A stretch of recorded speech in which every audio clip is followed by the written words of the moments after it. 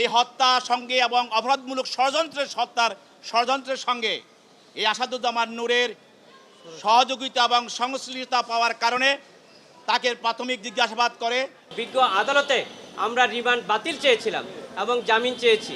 বিজ্ঞ আদালত সন্তুষ্ট হয়ে জামিন নামঞ্জুর করেছেন। আজকে এই আসাদুজ্জামান নূরকে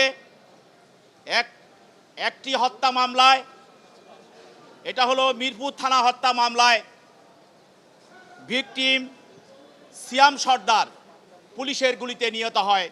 এই মামলায় সে আজহার নামী আসামি, তদন্তকারী কর্মকর্তা এই মামলায় প্রাথমিক তদন্তে এই হত্যার সঙ্গে এবং অপরাধমূলক ষড়যন্ত্রের সঙ্গে এই আসাদুজ্জামান নূরের সহযোগিতা এবং সংশ্লিষ্টতা পাওয়ার কারণে তাকে প্রাথমিক জিজ্ঞাসাবাদ করে বিজ্ঞ আদালতে উপস্থাপন করা হয়। এবং এর পাশাপাশি আরেকজন আসামি সাবেক মন্ত্রী, বিমানমন্ত্রী মাহবুব আলী, প্রতিমন্ত্রী মাহবুব আলী। আপনারা জানেন এই মাহবুব আলী যখন বিমানমন্ত্রী ছিল তখন যে বিমান কেনার নামে হাজার হাজার কোটি টাকা সে লুটপাট করেছে এবং তার এলাকায় সে বিভিন্ন কার্যক্রমে এবং বিভিন্ন সরকারি উন্নয়ন কাজে সে এবং তার সহযোগীরা যে লুটপাট করেছে তার জন্য তার দল থেকেও বহিষ্কার করা হয়েছিল।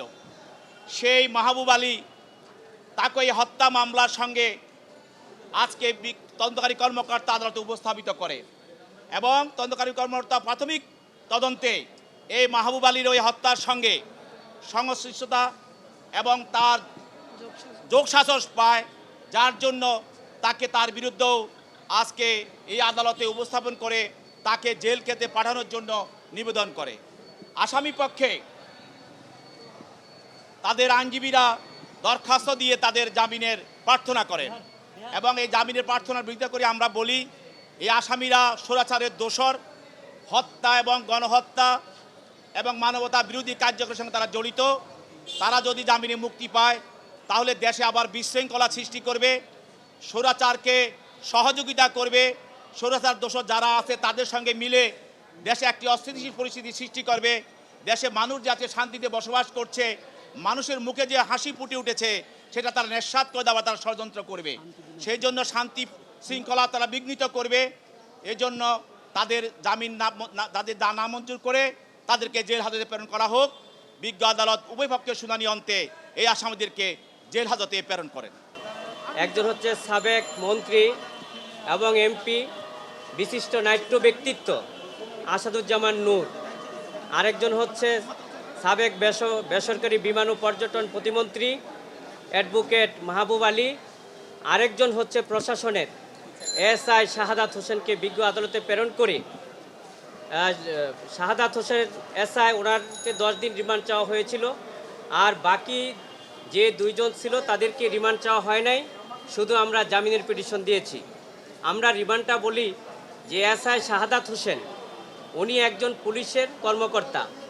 ওনার কাজই হচ্ছে যে দেশে যখন শান্তি শৃঙ্খলা বিঘ্নিত ঘটে এবং আইনের শাসন প্রতিষ্ঠিত থেকে বিঘ্নিত হয়, শান্তি শৃঙ্খলা রক্ষা করা এবং বাংলাদেশের মানুষের এবং জান ও মালের নিরাপত্তা রক্ষা করাই একজন পুলিশের কাজ।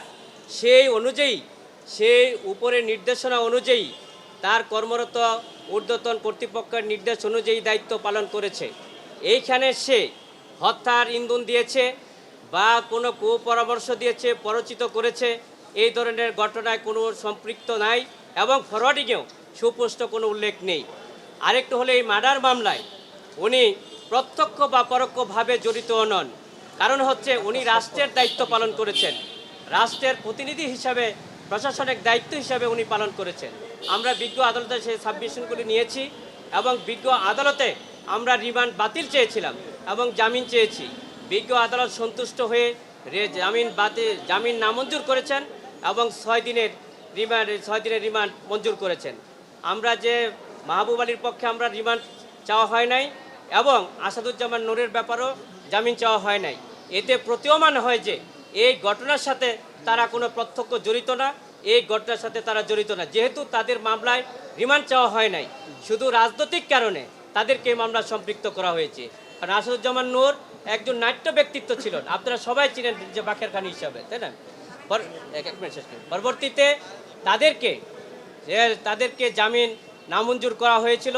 মাহবুব আলীর পক্ষ আমরা বলেছি যে উনি একজন আইনজীবী এবং মন্ত্রী ছিলেন, এমপি ছিলেন, সেই কারণেই তাকে এই মামলায় সম্পৃক্ত করা হয়েছে।